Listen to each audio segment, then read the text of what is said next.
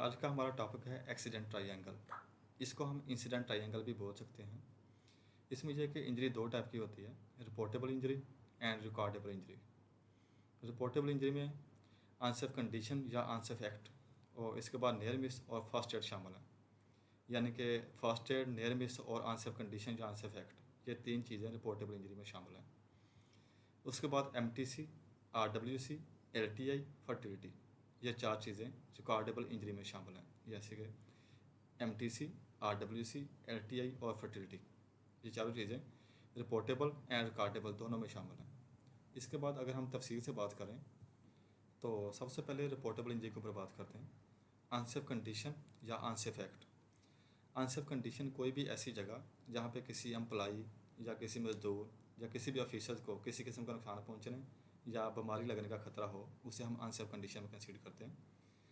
तो इसी तरह अनसेफ एक्ट, अगर अनसेफ कंडीशन के अंदर काम करने को अनसेफ एक्ट कहते हैं।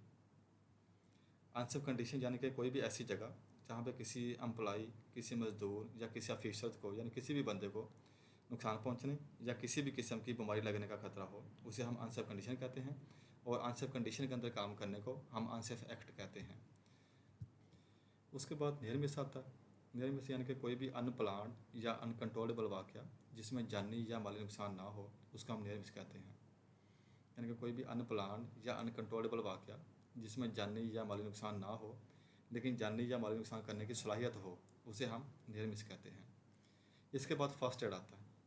फर्स्ट एड यानी कि कोई भी माइनर कट या इंजरी जिसकी फैक्ट्री के अंदर ही ट्रीटमेंट हो जाए, उसे हम फर्स्ट एड में कंसीडर करते हैं। यह थी रिपोर्टेबल इंजरी। इसके बाद हम डिस्कस करते हैं रिकॉर्डेबल इंजरी के ऊपर। रिकॉर्डेबल इंजरी में हमारे पास सबसे पहले आता है जी MTC, मेडिकल ट्रीटमेंट केस। यानी कि अगर किसी बंदे को चोट लगे और उस बंदे को हॉस्पिटलाइज किया जाए और वो बंदा उसी दिन ड्यूटी पे वापस आ जाए, यानी कि 2-4 घंटे बाद ड्यूटी पे वापस आ जाए, उस बंदे को हम MTC में कंसीडर करेंगे। उसके बाद आता है जी RWC, रिस्ट्रक्टिव वर्क केस।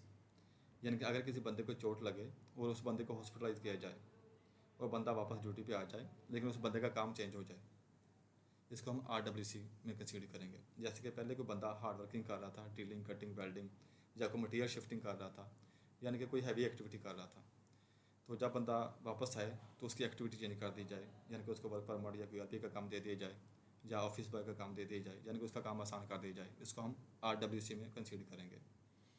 उसके बाद आता है LTI, लॉस टाइम इंजरी, यानी कि ऐसी इंजरी जिसमें बंदे का टाइम लॉस हो जाए।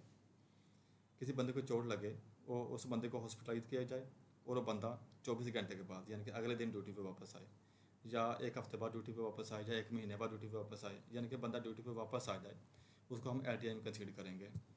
इसी तरह लास्ट पे आता है फर्टिलिटी, यानी कि डेथ। अगर किसी बंदे को चोट लगे और उस बंदे को हॉस्पिटलाइज किया जाए और उस बंदे की डेथ हो जाए, उसको हम फर्टिलिटी में कंसीडर करेंगे। यानी कि ये चारों इंजरी थी, MTC, RWC और LTI, और लास्ट पे आता है फर्टिलिटी। ये चारों जो थी ये रिकॉर्डेबल इंजरी थी।